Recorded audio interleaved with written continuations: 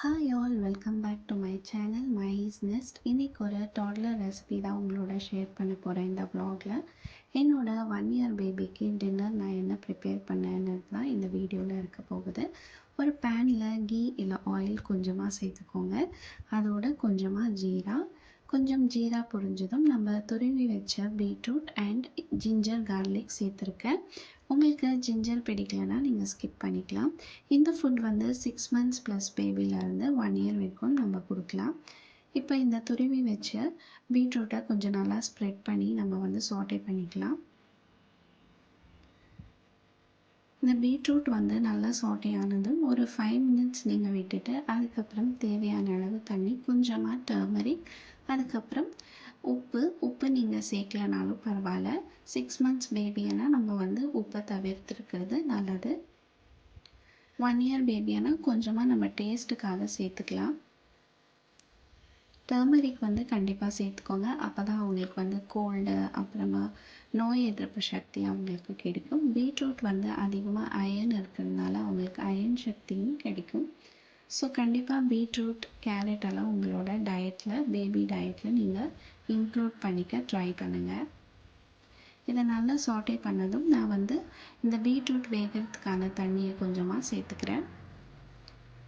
நம்ம இப்படி சாட்டே பண்ணிட்டோம்னா சீக்கிரமாக வெந்துடும். அதே மாதிரி கிரேட் பண்ணி சேர்க்கறதுனால சீக்கிரமாக வெந்துடும். உங்களுக்கு வேணால் நீங்கள் கட் பண்ணிவிட்டு குக்கரில் கூட வேக வச்சு பண்ணலாம்.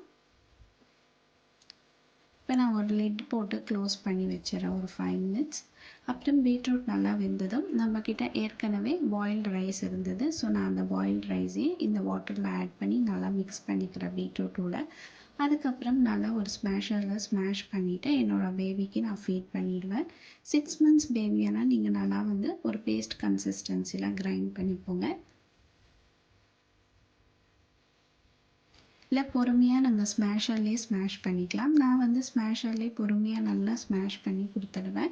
நைட் வந்து நல்லா ஸ்மாஷ் பண்ணி கொடுத்துடுவேன். ஏன்னா அவங்களுக்கு வந்து ஜீரண பிரச்சனை எதுவும் இருக்கக்கூடாது, அவங்களுக்கு நல்லா ஜீரணம் ஆகிடணுன்ட்டு கொஞ்சம் ஒன்றும் பாதியமாக கொடுப்பேன் ஆஃப்டர்நூன்ஸில். பட் நைட்டில் நான் எப்போவுமே நல்லா மசிச்சு கொடுத்துருவேன். ஸோ இப்படி நல்லா கலந்துட்டு நம்ம வந்துட்டு ஸ்மாஷர் வச்சு நல்லா ஸ்மாஷ் பண்ணிக்கலாம்.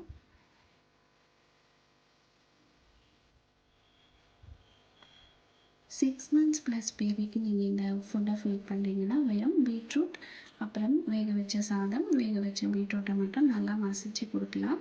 ஜிஞ்சர் கார்லிக்கை வந்து நீங்கள் ஸ்கிப் பண்ணிவிடுங்க. என்னோடய பேபிக்கு ஜிஞ்சர் கார்லிக்கோட ஃப்ளேவர் பிடிக்கும்ன்றதுனால நான் வந்து ஃபுட்டில் இன்க்ளூட் பண்ணியிருக்கேன். அதே மாதிரி ஜலதோஷம், கோல்டு எதுவும் பிடிக்காது, அதனால் நான் கண்டிப்பாக சேர்த்துக்குவேன்.